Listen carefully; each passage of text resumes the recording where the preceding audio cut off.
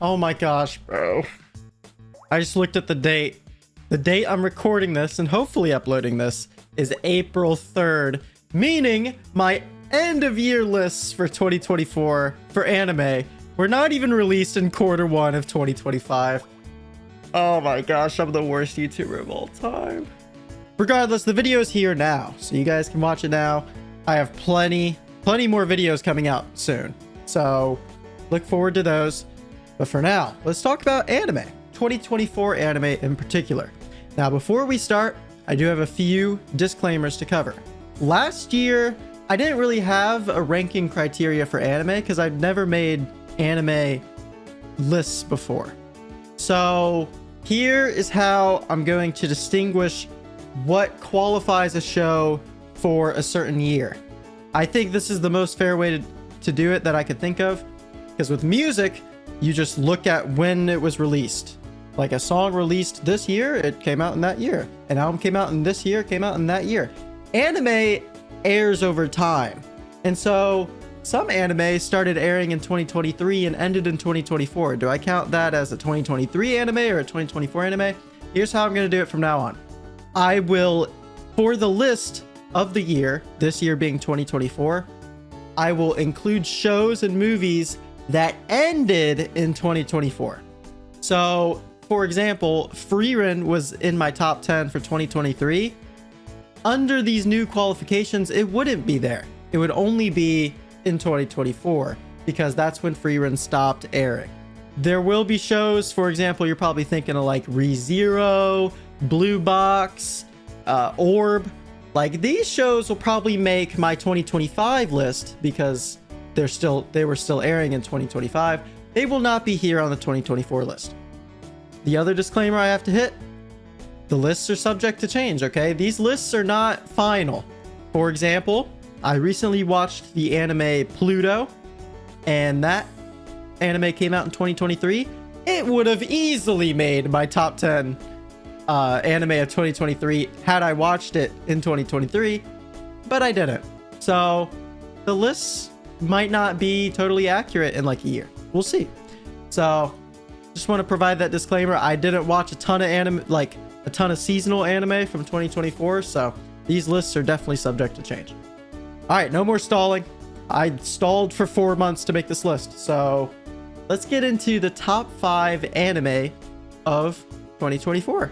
Starting at number 5, an incredibly controversial one, I have my dear friend Nokotan, which is also called Shiko Noko Noko Noko Kosh Tan Tan. Now, a lot of people do not mess with this anime. They think it's unfunny. They think it's brain rot humor, farming like viewers through marketing. And some of the criticisms for Nokotan I think are fair, but I think a lot of people overhate this show just because of how impossible it was to avoid for like the first 3 episodes it was airing.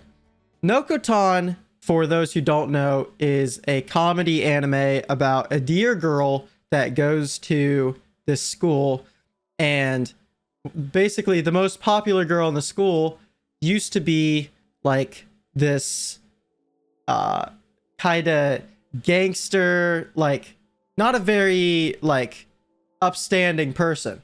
Now the dear girl knows that, but everyone else doesn't. They just think she's a popular girl. And so you just have this amazing dichotomy of the dear girl being incredibly stupid, being Nokotan, and Koshtan has to deal with her hijinks as a basically just a normal girl. And I think the dynamic those two characters have, the kind of straight man versus funny man, is super entertaining. And some of the other characters they add over time are also really fun. Now, the reason I have this at number 5 and not higher is because the jokes do start to get a little bit stale in that second half. I think the show is elite in terms of comedy for that first half. A lot of the jokes are fresh. The character dynamics, like I said, make every interaction interesting. But in the second half, I feel like they got a little lazy or maybe ran out of material. So I do have it at number 5. Now, I think people saying this show is just brain rot humor and they don't find it funny didn't really give it a full chance. To be fair, I haven't watched a show like Nichijou, which I've heard is a very similar style of humor, but that does personally make me really excited to watch Nichijou because I really enjoyed this style of humor. At number 4, I have Solo Leveling Season 1. Now, I say Season 1 because Season 2 is still airing in 2025. So, yeah. Solo Leveling Season 1 ended in 2024. Now, I'll probably cover Solo Leveling more in the future. I have my fair share of complaints, particularly with Season 2. But Season 1, I thought was really awesome, okay? It's animated spectacularly. I think that the action sequences were really fun, intense, exciting. It kind of reminded me of some moments from JJK Season 2.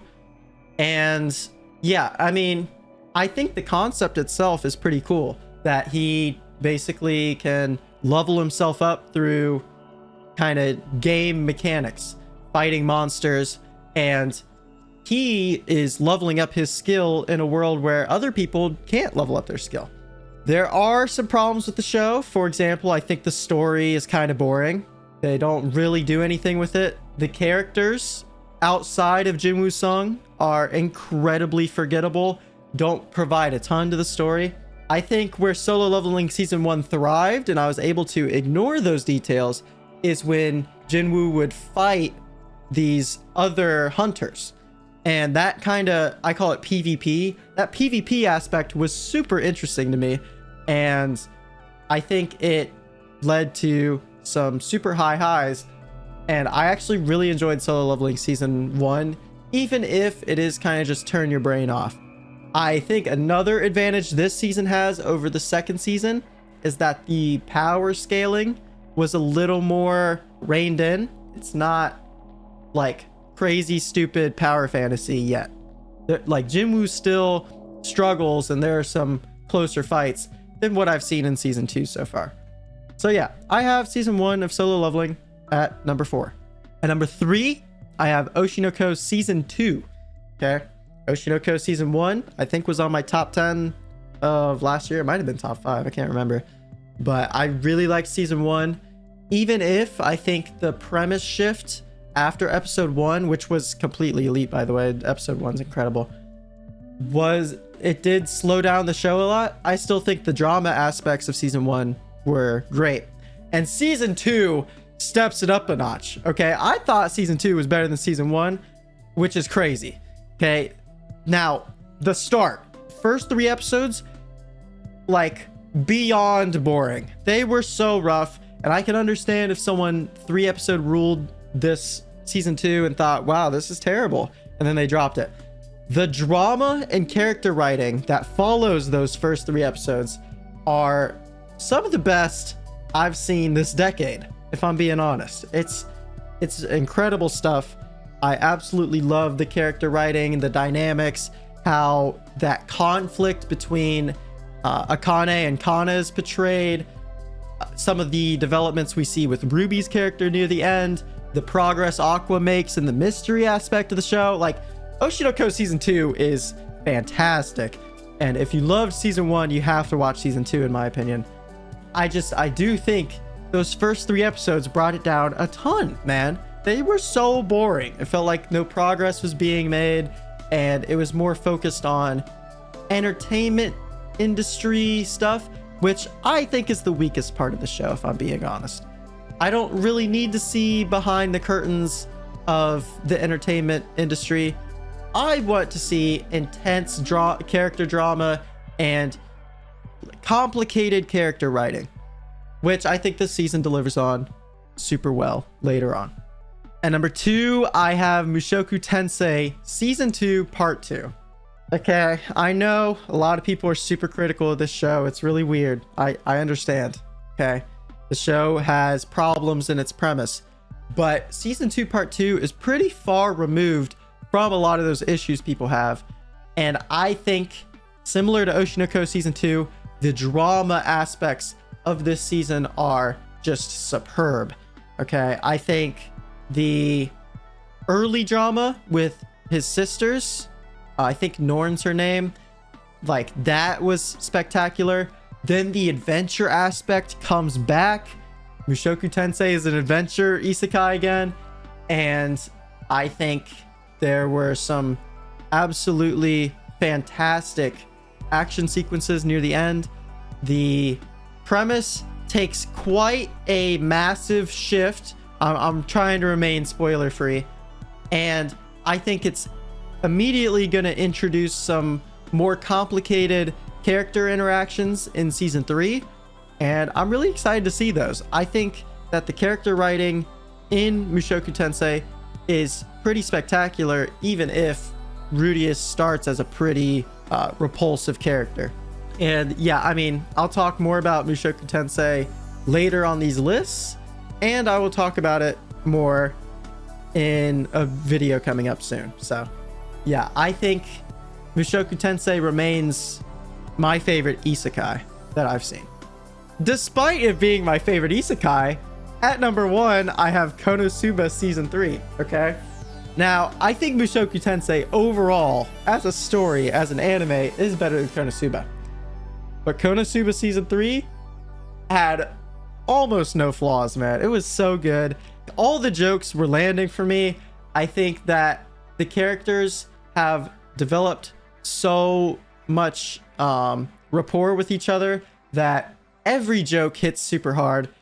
I think that Konosuba, like, it's on such a fine line where these jokes would be so cringe to me if, like, it was a character that I really loved. Like, let's say it's like a Reagan, not a Reagan, that's a rough example. Let's say it's like Lelouch from Code Geass, and these situations that happened to Kazuma were happening to Lelouch. I probably wouldn't like the jokes as much because I'm rooting for that guy. I like that guy. Kazuma is such a little idiot that whenever the uncomfortable, cringy things happen to him, I can't help but like burst out laughing. I just think he deserves everything that comes to him. And that aspect of the show is nailed in this season. I also think the focus more on darkness in the second half. She is my favorite character in the show. I think that it amplified my enjoyment a little bit more as well. I like that they developed her character more, and I think the conflict near the end is just ridiculous. It's super fun. So I do think the movie might have been slightly stronger than this season, but this season is pretty awesome, and it's just more Konosuba, which I love that series. I'm sorry I only have a top 5. Okay, I didn't watch a ton of seasonal stuff this year. I promise I will get a top 10 for 2025. Now for our fun little extra categories. We have the worst anime of the year, which is a new category I added because I watched some more anime that I didn't really like. Now, you might be thinking maybe like Uzumaki might make it on here because that was a total disaster. I didn't end up watching that.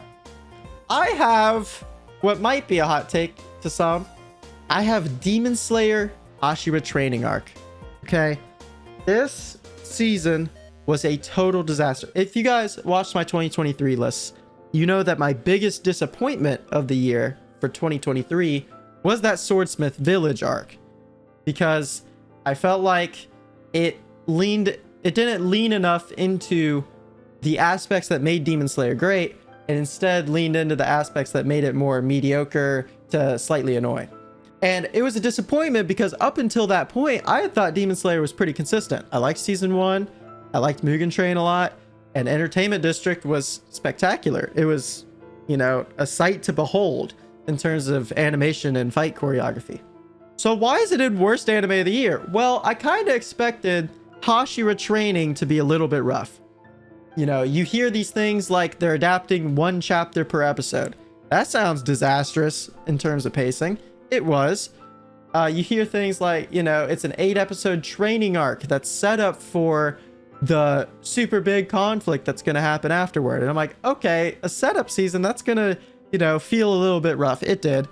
What I did not see happening was insufferable humor for 8 episodes snail level pacing where, like, you know, they'll train with one Hashira in that episode, and you're just like, okay, the characters that are already clearly way stronger than all the other Demon Slayer members are now slightly stronger.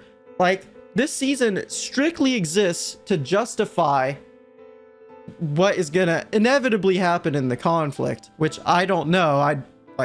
I'm not aware of manga stuff. It's just Demon Slayer has a very predictable story. It was just so upsetting and so boring to watch.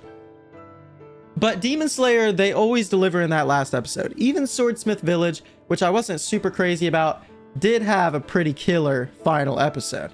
Okay, and so outside of Muzan's backstory, that was horrible. So I'm waiting. I'm like, this last episode, it's going to be longer. It's going to be more hype. And then it was a setup episode with very little action. So Demon Slayer, okay? Very rough characters, very run-of-the-mill story, very annoying comedy, but it has good action and animation. It got rid of the action and animation and amplified all the other aspects of the show that are not very good. So I did not enjoy almost a second of this season. I thought the Stone Hashira guy's backstory was solid. It was fine, I guess. Uselessly tragic, like a lot of the Demon Slayer backstories are. Like, I think the tone of the backstories in Demon Slayer is another really rough aspect. It seems like, for what is, like, it's a dark show, but it has a ton of comedy and, like, I don't know. I think if you compare it to something like Angel Beats, which also does tragic backstories, like, those backstories amplify how much you care about the characters. Whereas Demon Slayer, I feel like you see the backstory and you're like, this is going to be tragic, and, you know, it's going to kind of just justify why they're in the Demon Slayer core. That's the whole reason the backstories exist. That was like the only aspect of this season I thought was okay. It was very rough. I did not enjoy nearly a second of it. I regret watching it, if I'm being honest. Hopefully, the 3 movies they're releasing for this final arc, which I don't know why they're doing that. It's money, actually. I figured it out. Hopefully, those are good. All right, next up, we have the best anime episode of the year, which I think is also a new category that I didn't have last year. There's 2 episodes I want to give credit to for this category. Unfortunately, the first one's an honorable mention, but I did want to mention it because it was super notable. I have Dandadan episode 7. Now, if you watched Dandadan, you probably know that it's a really goofy, fun show. It's very weird, but the action is super fun. The main relationship between the 2 main characters is super cute. It's super fun, charming, and it separates it as a shonen from other shonen. I think it's a very unique show, even if I think the last couple episodes trailed off big time, and it did end on a cliffhanger, which I didn't really appreciate. But episode 7, why I think it's so great is it departed from that goofy, fun nature, and it delivered a backstory and just like the character writing. It was so thought-provoking, and like they touched on such a sensitive topic so well that I have to give it credit. It was such a subversion from the rest of the show, and yet they nailed it perfectly. The tone was fantastic. So I do want to give credit to Dandadan episode 7 before I go into the best episode of the year, which is Mushoku Tensei season 2 part 2 episode 10. Man, parents. Like, it was so incredible. The action sequences were out of this world nuts. I loved the teamwork aspects, the way the camera shifted around in that fight.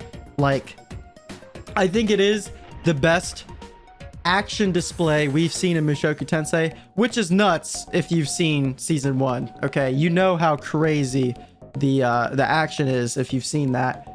So that's very high praise. And the intense tone and the like dark shift that happens in this episode is killer. It's one of the most emotional moments in the entire series that I've seen. And that's basically all I'm going to say, because I plan on covering this episode in a video very soon. If you are interested in that, make sure to stay tuned, because yeah, I want to talk about this episode in depth without remaining spoiler free like I am right now.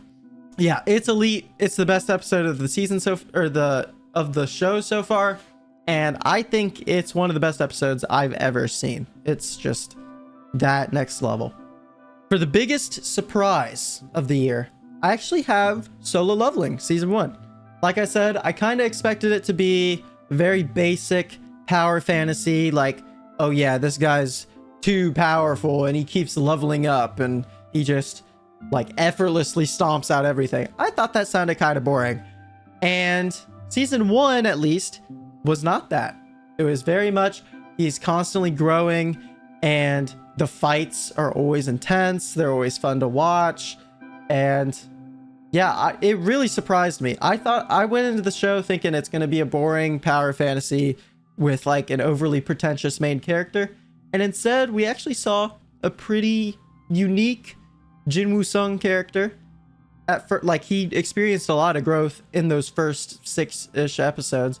And the fight scenes were, like I said, incredibly thrilling to watch. So yeah, Solo Leveling Season 1, biggest surprise of the year. Now, for biggest disappointment of the year, I think a lot of people saw this one coming. I have Blue Lock Season 2. Blue Lock is a sports anime. It's soccer. And I enjoyed Season 1. I thought the best aspects of the show were the unique soccer formats that I had never seen before. Things like the Red Rover format, and just having a bunch of strikers on the field, like going up against each other as opposed to normal soccer players. I thought it was really entertaining. Season 2. Now, Season 1 didn't have the best animation by any means. They used a lot of CGI that I thought looked kind of dumb. But those moments that they needed to deliver always hit, and like they always properly animated those really intense highs that you see in sports anime. Season 2, up until the second half, did not have that. They overly relied on CGI. They had very basic 2D animation where they were almost like sprites, and the sprites would like slide across the screen, and that was how they depicted motion. You kind of just like, these PNG characters would slide across the screen, and then you'd see this CGI ball like move between players, and it's like, this looks so horrible, and it's not helping me.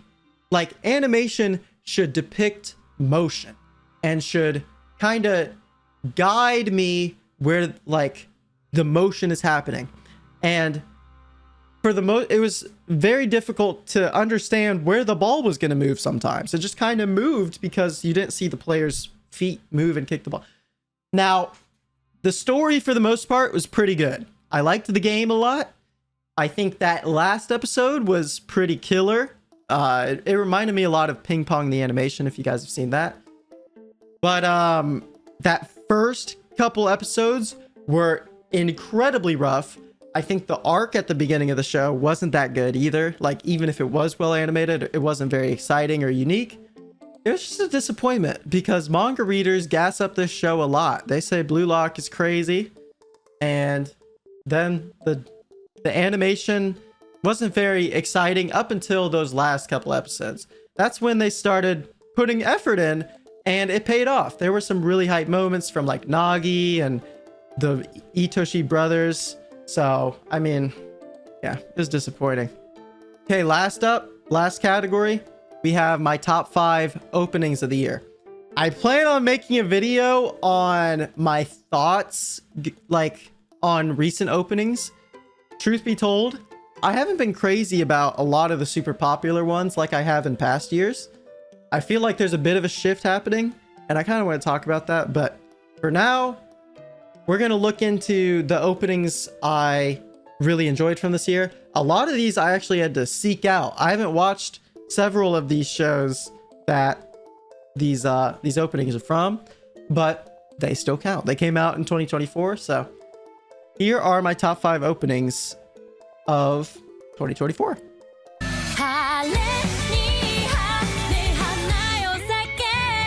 At number 5, I have Yorushika with Haru, which is Frierin's second opening, which did come out in 2024.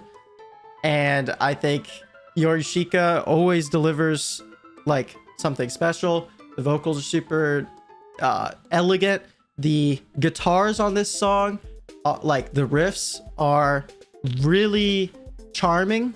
And I think this opening matches the atmosphere and world of Frieren a lot better than opening 1 did, which kind of just felt like a copy of what Oshinoko was going for because it worked and they wanted to be a popular seasonal show.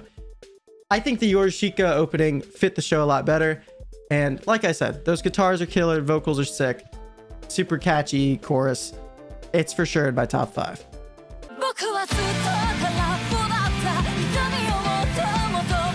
At number 4, I have Soju no Hana with Shura ni Otoshite, which is a song from, it's the opening for an anime called Ishura, which I did not watch. I'm sorry, I didn't watch it. I don't even know what the show's about. What I do know is I really like the verses on this song. The keys in particular really like shine through and are super impressive. And Soju no Hana's vocal performances are always interesting to me. Like when she did the Mob Psycho ending songs, I think she did a wonderful job. I don't know if it's a band or just her, but her vocals are sick. Now, I do think the reason I don't have it slightly higher, I don't think the chorus hits nearly as hard as those verses, but the verses are spectacular. Like I said, that piano shines through and really gives you a super memorable performance. So yeah, I have it at number 4.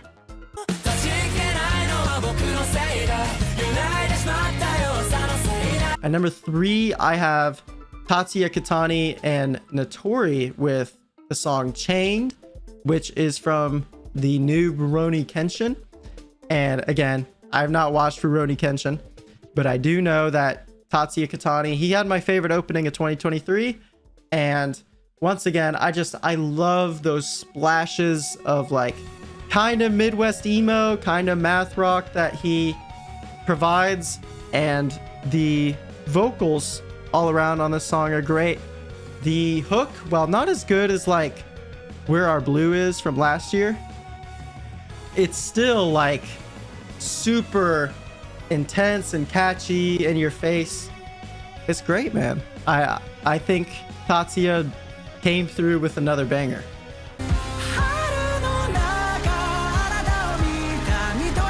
At number 2, I have Official Hige Dandism with Same Blue, which is the opening for Blue Box. I think it's opening 1.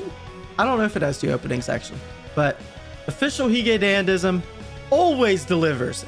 Bro, I don't know if I've heard a bad opening from these guys. Okay, you have like Mixed Nuts, the Spy Family opening. You have Crybaby from Tokyo Revengers. This is another one to add to that list. I don't think it's as good as those two, because the hook isn't as like euphoric, but it's intense. It's got those nice percussion hits. It's got the same jazziness that a lot of their past songs and openings have. And I haven't watched Blue Box yet, but from what I understand, it seems like it matches the tone of the show pretty well. And I mean, it doesn't add to the opening like ranking for me, but that sequence is elite too, bro. Like I'm super excited to watch this show. It seems like it's fantastic.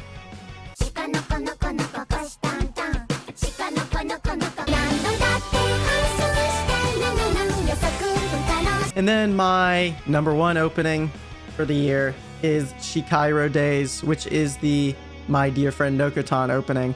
I know a lot of people find this one really annoying, but if I'm being honest, it's part of the reason I ended up watching the show. I thought the marketing surrounding this opening was super fun. The song incorporates the 4 main characters' VAs, and it's super charming and fun. It's all over the place, kind of like the show is. And the chorus is super fun. Okay. I love how all the voices come together, and it really is like a super unique opening.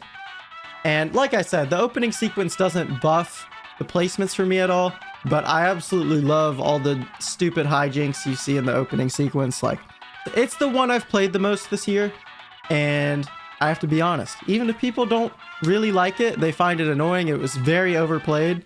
Like, I think it's a super cute opening, and it's really fun. That's all for my lists.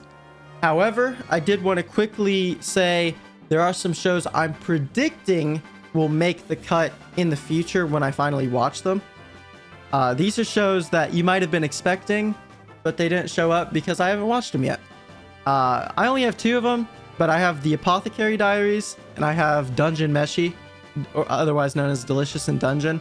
From what I understand and from what people have told me, these are shows that I will absolutely love, but I haven't watched them yet. They're both longer than that one core format, and I just didn't really have time to watch them yet.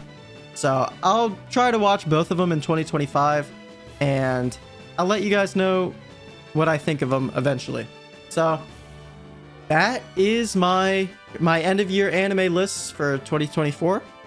If you want to see my list, my music list from 2024, you can click over here. And if you want to see my lists from 2023, you can click over here. I appreciate all the support. I'm trying to get videos out more frequently, and there's going to be a lot more anime coming, guys. All right, I'm very excited to start working on some of these video essays. There's a lot I want to talk about, so stay tuned for those. Thanks for watching as always, and yeah, I will see you guys very soon.